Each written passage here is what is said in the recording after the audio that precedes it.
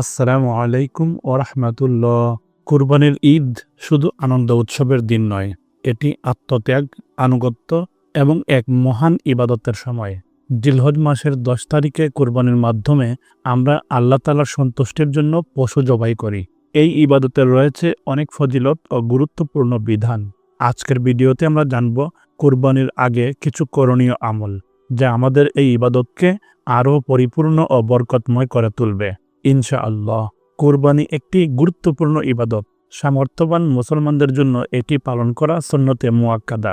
হাদিসে এসেছে, যে ব্যক্তি সামর্থ্য থাকা সত্ত্বেও কুরবানি করে না, সে যেন আমাদের ঈদগাহে না আসে। মুসনাদে আহমদ, হাদিস নম্বর 19214। রাসূল সাল্লাল্লাহু আলাইহি ওয়াসাল্লামের সতর্কবাণী এটি। এই হাদিস আমাদের বোঝায়, কুরবানি শুধু একটি ঐতিহ্য নয়, বরং এটির দায়িত্ব, ত্যাগ আর ঈমানের প্রকাশ। জিলহজ মাসের প্রথম 10 দিন অত্যন্ত ফজিলতপূর্ণ। আল্লাহ তাআলা পবিত্র কোরআনে বলেন, শপথ নিয়েছি ফজরের এবং 10 রজনীর। সূরা আল ফজর আয়াত 1 এবং 2।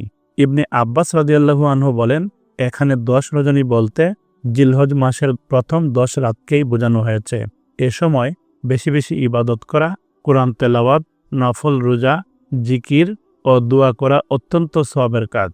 আমাদের প্রিয় নবী সাল্লাল্লাহু আলাইহি ওয়াসাল্লাম কিছু বিশেষ আমলের প্রতি গুরুত্ব দিয়েছেন, যা কুরবানির আগে করা সুন্নাহ।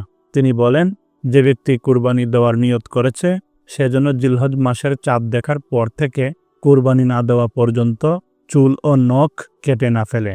সহিহ মুসলিম, হাদিস নম্বর 1977। এই হাদিসের আলোকে কিছু করণীয় আমল হলো: নাম্বার 1, চুল ও নখ কাটা থেকে বিরত থাকা।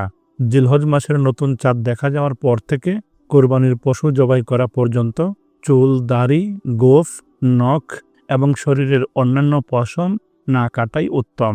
এই আমলটি কুরবানিদাতার জন্য সুন্নাহ, তার পরিবারের বা অন্যান্য সদস্যের জন্য নয়। এমনকি যিনি পশু জবাই করবেন তার জন্যও এই বিধান প্রযোজ্য নয়, যদি না তিনি কুরবানির নিয়ত করে থাকেন। নাম্বার 2, শরীর পরিষ্কার পরিচ্ছন্ন করা। যারা কুরবানি করার নিয়ত করেছেন, তাদের উচিত জিলহজ মাস শুরুর আগেই মাথার চুল কাটা বা পরিষ্কার করা, হাত ও পায়ের নখ কাটা, বগল ও নাভির নিচের পশম পরিষ্কার করা, গোঁফ ছেঁটে ছোট করা।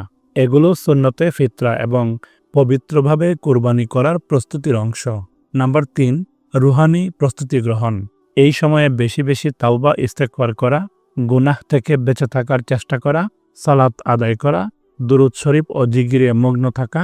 সম্ভব হলে জিলহজ মাসের 9 তারিখে আরাফার রোজা রাখা, যে রোজা বিগত বছরের ও আগামী বছরের গুনাহ মাফ করে দেয়।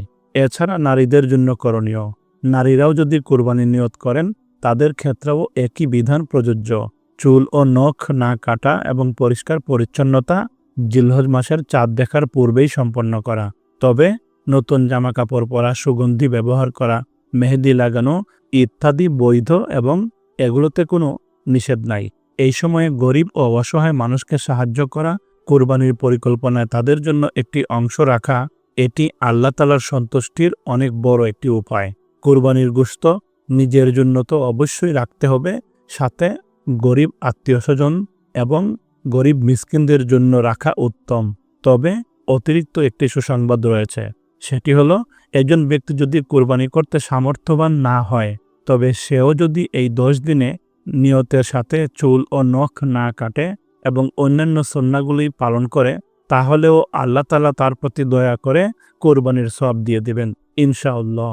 প্রিয় দিনী ভাই ও বোনেরা, কুরবানি শুধু পশু জবাই নয়, এটি আত্মত্যাগ, ঈমানের পরীক্ষা ও আল্লাহ তাআলার হুকুম মানার এক বড় সুযোগ। তাই আসুন এই জিলহজ মাসের বরকতপূর্ণ দিনগুলোতে নিজেদেরকে পরিশুদ্ধ করি, সুন্নত আমলগুলো পালন করে কুরবানির ইবাদতকে আরও পূর্ণতা দেই। আল্লাহ তাআলা আমাদের সবাইকে কুরবানির এই মহান ইবাদত যথাযথভাবে পালন করার তৌফিক দান করুন। আমিন। আজ এ পর্যন্তই। ভিডিওটি যদি আপনার হৃদয়ে ছুঁয়ে যায়, তাহলে এটা শেয়ার করে আপনার প্রিয় মানুষদেরকে এই তথ্যটি জানিয়ে দিন, যেন তারাও এটি আমল করতে পারে। এরকম ইসলামিক তথ্যবহুল ভিডিও সবার আগে পেতে চ্যানেলটি সাবস্ক্রাইব করে পাশের বেল আইকনটি ক্লিক করে রাখুন।